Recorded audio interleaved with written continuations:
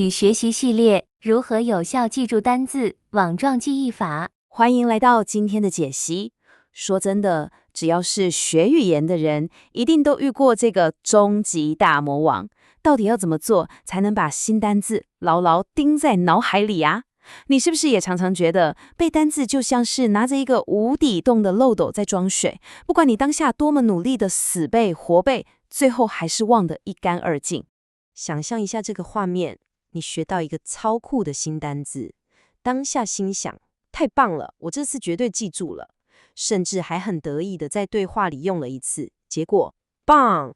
隔天醒来，它就像人间蒸发一样，从你的记忆里彻底消失了。这真的让人超级崩溃，对吧？你可能还会开始怀疑，是不是自己天生记忆力就比别人差？但我要告诉你一个好消息，先别急着自责啦。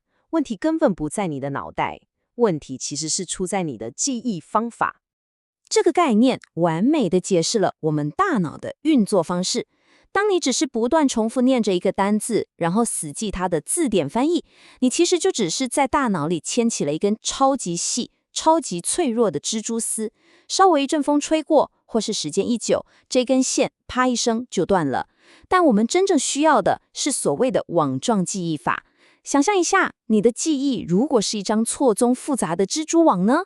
一条线很容易断，但如果是几十条线互相交织，紧紧绑在一起，那绝对是坚不可摧的。你建立的连结越多，你的大脑在需要的时候，就越能精准的一把将这个单字给抓出来。所以，为了帮你建构出这张无敌的单字网，今天我们会带你走过这几个重点，从遗忘的痛点出发，拆解网状记忆法的核心，接着深入三大支柱，也就是形式、意义与用法，最后直接带你动手织出你的第一张网。好，我们先来看第一大支柱：词汇形式。这可远远不只是背背拼字而已哦。我们说的形式，其实涵盖了这个单字在视觉跟听觉上的完整面貌。如果你每次都只背拼写，那说穿了，你真的就只织了那么一根细细的线。这4个小元素是帮我们把单字钉在记忆网上的初始描点。第一，当然是拼字，这是最基本的。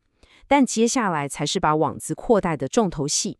第二个是字根与字首，它们就像是帮你解开单字身世之谜的超级线索。第三是词性，它是名词、动词还是形容词。最后第4个绝对不能忘的就是发音与重音。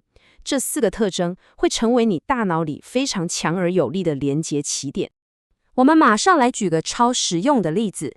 假设你今天碰到了 benefactor， 也就是赞助人这个字，与其傻傻的死背，不如先看看它的字首 ben。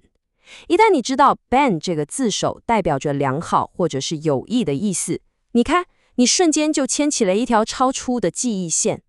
你马上就能把它跟你早就认识的字连在一起，像是 benefit 利益，或是 benevolent 仁慈的。这样一串起来，新单字就不再是孤单的边缘人了，它已经被安安稳稳地绑在你的记忆网上了。再来聊聊词性的部分。很多台湾学生在讲英文的时候，常常会不自觉地在不可数名词后面加个 s， 最常见的就是说成 feedbacks。但如果你一开始在建构这张单字网的时候，就已经把 feedback 是不可数名词这个特征给编织进去了，你就能避开这种听起来很不自然的常见错误。千万别小看这个微小的文法细节，它对于你讲出来的英文到不到地，可是有着决定性的影响哦。还有啊，天哪，我们绝对不能漏掉发音与重音，这可是直接关系到别人到底听不听得懂你在讲什么。来听听看这2个念法的差异。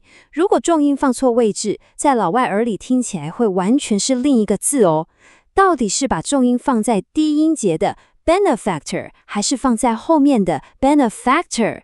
正确答案是第一个 benefactor。当你能够非常有自信地发出正确的声音，放对重音，你不只听起来超专业，更是在你的记忆网里加上了一条超级强韧的听觉记忆线。接着，我们进入第2大支柱：词汇意义。这里我们要学会怎么驾驭单字的变色龙效应。你一定有过这种超纳闷的经验吧？看到一个句子，明明每一个单字你都认识，但凑在一起就是完全看不懂。这就是片语动词这种变色龙在搞鬼。在真实的语言环境里，只懂字典里的第一个解释是绝对不够的，单字的意思会跟着上下文疯狂变身。以 go through 为例，如果你只知道它的一种意思，那你就亏大了。它可以是搜寻，像是在翻假包包，也可以是花费、用光，像是把钱给烧光了，甚至可以是正式通过，例如一项新法律被批准。所以这里的秘诀是，试着为这些不同的情境配上一个简单的同义词，像是搜寻、花费、批准。这么一来，你的记忆网马上就变得超立体、超丰富了。最后来到最关键的第三大支柱——词汇用法。我们要来观察单字在真实世界里到底是怎么活动的。也就是说，光是认识一个单字的外表跟内在还不够，你得知道怎么把它放生到真实世界的野生环境里，并且正确的使用它。这包含了3个主宰语言流畅度的核心元素。第一是搭配词，也就是这个字平常最喜欢跟谁混在一起。第二是正式程度，这决定了它适合出现在跟朋友打屁聊天，还是严肃的商业简报中。第三则是语感与内涵，也就是这个单字默默散发出来的情感风味。但我们回头看看刚刚的老朋友 benefactor 赞助人。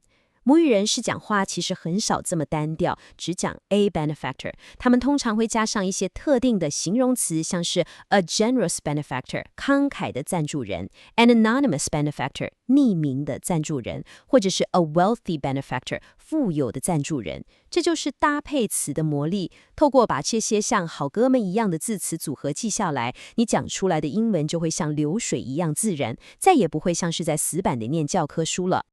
那语感与内涵又会造成多大的影响呢？这点绝对是超容易踩雷的关键。你想想 ，skinny 和 slim 在中文里可能都会被简单粗暴的翻成瘦，但听在别人耳里，感觉可是天差地远呢。如果你对外国朋友说，哇，你真的很 skinny， 对方心里可能会翻个大白眼，因为这带有负面的情感色彩，暗示他瘦得干瘪，很不健康。但如果你改口说，你看起来很 slim， 哇，这就是一个超棒的赞美了，代表对方瘦得很有线条，很苗条。你看，如果你选错了单字的风味，真的会在不知不觉中得罪人耶。我们再来看看一个商业职场上超常发生的例子来加深印象。cheap 便宜，对上 affordable 负担得起。你可能会觉得 cheap 就是价格很低呀，有什么不对？但它往往带有品质超烂、很廉价的强烈负面暗示。你绝对不会想对你的潜在客户推销说，我们的服务非常 cheap， 对吧？这听起来太糟了。相反地，你要用一个带有正面情感的字，像是 affordable， 这样才能精准传达出价格合理而且物超所值的感觉。所以记住咯，廉价与物超所值之间那种微妙的语感差异，往往就是成败的关键。好啦，理论都学完了，现在我们要来建立你的第一张网，把这些观念真正化为实践。我们已经探讨完所有超强的理论了，现在是时候让你从被动的听众升级成主动的单字网建构大师了。下次当你又遇到一个新单字的时候，拜托千万别再只是把中文意思抄下来就算了，我强烈建议你跟着这3个具体步骤走一遍。第一，先分析它的形式，包含拼字、发音跟它的词性。第二，探索它丰富的意义，看看它在不同情境下会怎么变色。第三，掌握它的用法，找出它的好搭档是谁，以及它带给人的感觉是什么。这就是把死记硬背转化为主动探索的超棒过程。虽然一开始可能会稍微多花你一点点时间，但我跟你保证，这个投资绝对是无价的。你将会真正拥有一个你不仅过目不忘，还能充满自信、灵活运用的庞大词汇库。只要你开始运用这套网状记忆法，你就会发现你的大脑就像一块吸水力超强的海绵，能牢牢吸附住所有的新知识，不再轻易弄丢任何一个单词。那么在今天的解析结束之前，我想留下一个充满挑战性的问题给你。你打算先拿哪一个新单字来试着织出专属于你的第一张记忆网呢？带着这个问题，赶快去试试看，亲自体验一下那种单字再也不会忘记的破关快感吧。我们下次见喽！